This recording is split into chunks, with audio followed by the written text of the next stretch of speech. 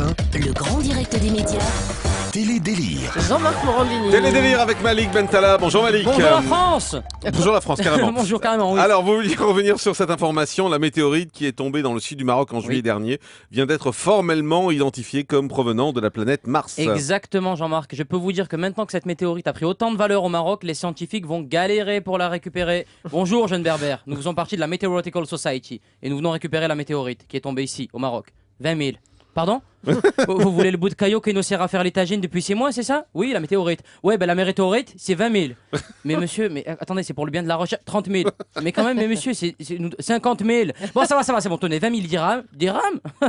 Non, pas dirhams, euros, je suis pas con. C'est la crise pour tout le monde. Allez, envoie 30 000, je te mets une paire de babouches avec, ça fait plaisir. Bon, vous avez regardé quoi à la télé? Alors, ce week-end sur TF1, j'ai regardé le film Ce que veulent les femmes avec Mel Gibson, l'histoire d'un publicitaire un petit peu macho qui, suite à une électrocution, découvre qu'il peut lire dans les pensées des femmes.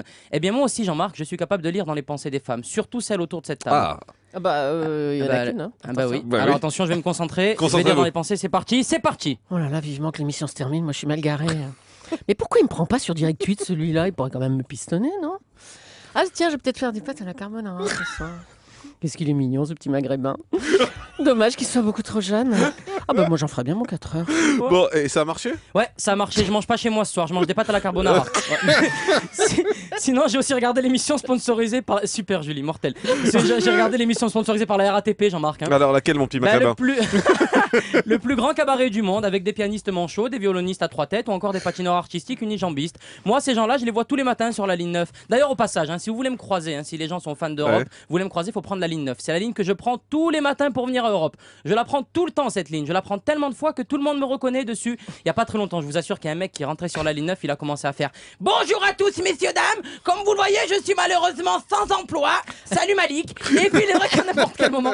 Mais je te connais pas, ferme-la. Ensuite, Jean-Marc, j'ai regardé Enquête exclusive. Oh. Pardon, non, excusez-moi. C'était une spéciale Île Maurice. Ouais, j'ai regardé en plus. Voilà, ouais, donc ça faisait ça un petit peu. J'ai allumé la télé, ça donnait un truc comme bonjour, bienvenue dans Enquête exclusive. L'île Maurice, c'est des hôtels de luxe, des plages sublimes et un climat idéal. Cette île attire plus d'1 million de visiteurs chaque hiver. Mais pourtant, la majorité de la population, c'est la misère qui règne pour eux. Trafic de drogue, chômage, bidonville, vol à main armée. Mais surtout des escort girls et des putes à 200 € de l'heure. Enfin, ça dépend. 200 € de l'heure, c'est le prix que j'ai eu, comme ça fait 15 jours que je tourne le reportage ici. Mais sinon, au pire, vous dites que vous venez de la part de Nanar, hein, décidément. Voilà, vous dites que vous me connaissez. Ça s'arrêtera jamais. Ouais, et tout le début était vrai, sauf les putes, mais tout le début c'était vrai. Le C'était ça. chômage, la drogue, Exactement, les bidonvilles, c'est le vol à ça, main armée. le crime ou la C'était peur. exactement Voilà. ça. Après, vous avez regardé TF1. Voilà, sur TF1, il y avait le reportage J'ai construit ma maison tout seul 4 ans après. C'était très particulier comme reportage. Bonjour à tous, je m'appelle Jean-Louis, j'ai voulu construire ma maison tout seul. Hein, maintenant, je suis dans la merde.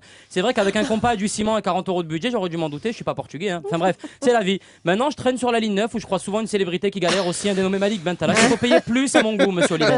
Ah Bon, tiens. pour finir, vous avez regardé l'école des fans sur Voilà Gulli. Jean-Marc, exactement, présenté par Philippe Risoli. Et c'est vrai qu'à travers cette émission, je me suis rendu compte que les enfants ne rêvaient plus. Philippe Risoli leur posait souvent la question qu'est-ce que tu veux faire plus tard? Et eux répondaient je ne sais pas. Avant, tu demandais à un enfant ce qu'il voulait faire plus tard et te répondait moi plus tard, j'aimerais bien devenir astronaute et aller dans les étoiles. Il y a plus de rêve aujourd'hui. Moi, j'ai demandé à mon petit cousin Yacine, 8 ans, je lui ai dit tu veux faire quoi plus tard? Il m'a répondu Inch'Allah, je travaille.